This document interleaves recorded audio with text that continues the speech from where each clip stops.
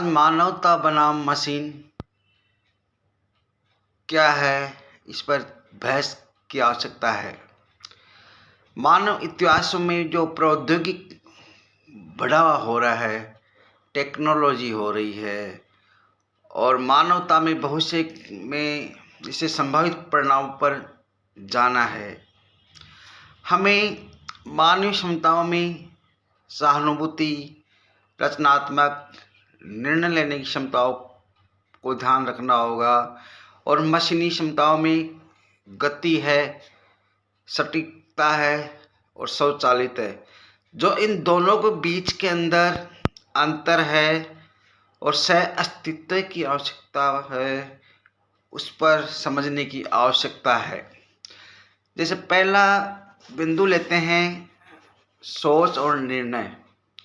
जैसे मानवता है, मानवता का मतलब है मनुष्य से ले रहा हूँ, इसमें भावनाएं हैं, सुख दुख के अंदर जो भावनाएं आती हैं, सहानुभूति हैं और अनुभव है। जैसे हम कुछ काम को करके देखते हैं, वो अनुभव समाहित है, सामान्य ज्ञान है, पर आधारित जटिल निर्णय ले सकते हैं मनुष्य तो।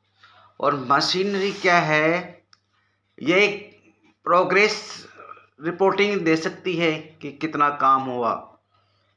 जितना मानव कर सकता है गहराई से, उस प्रकार से चीज़ों को समाहित नहीं कर सकती। दूसरी चीज़ लेते हैं अपना रचनात्मक।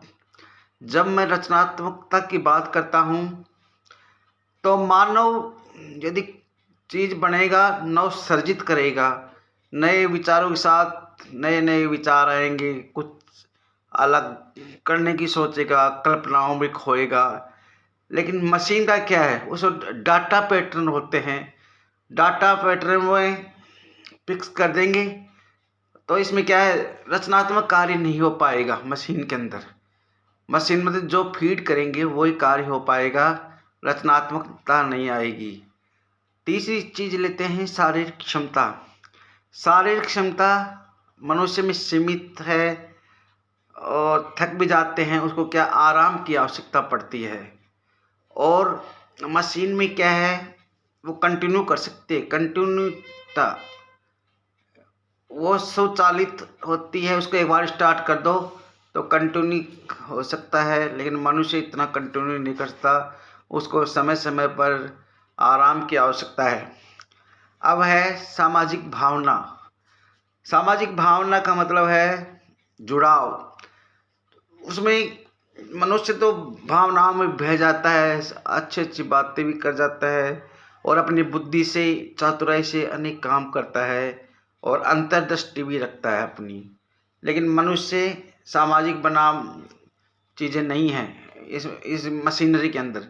मशीनरी समाज से जुड़ाव नहीं रख पाती है। और आगे देखते हैं तो अनेक हैं। भविष्य, संघर्ष और सहयोग। भविष्य में क्या होगा, संघर्ष क्या रहेगा। मानवता मशीन का नहीं, बल्कि मानवता प्लस मशीन, मानव मशीन का सहयोग का है। हमें इस दृष्टिकोण, मानव की अद्वितीय संज्ञानात्मक क्षमताओं और मशीनों की प्रसंस्करण शक्ति को मिलाकर ऐसे संसाधन बनाने पर जोर देता है जिसे कोई भी अकेले हासिल नहीं कर सकता। बेहतर निर्णय लेने और नवीन साधनों की वृद्धि के सहयोगात्मक बुद्धिमान महत्वपूर्ण मानी जाती है। इसका मतलब ये है कि प्रौद्योगिकी में कितना भी विकास हो जाए, लेकिन जो मानव करता है चीज़ों को उतना नहीं करेगा, क्योंकि मानव तो सजीव है और मशीन निर्जीव है।